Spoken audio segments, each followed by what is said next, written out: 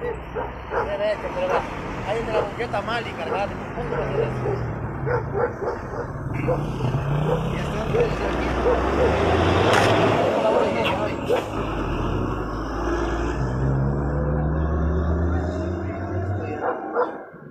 Si no hay semáforo aquí, espero una mortandad toda la vida.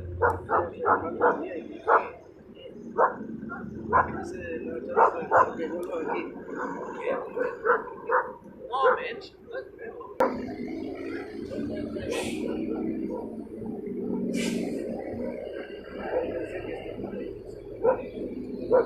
Yo también pensé lo mismo, pues.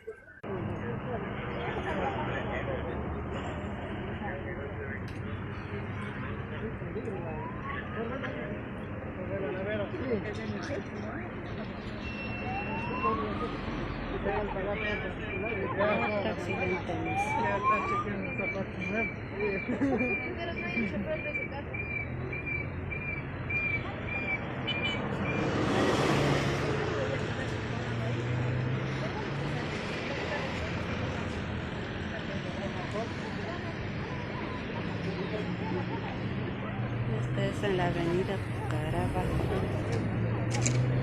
como siempre.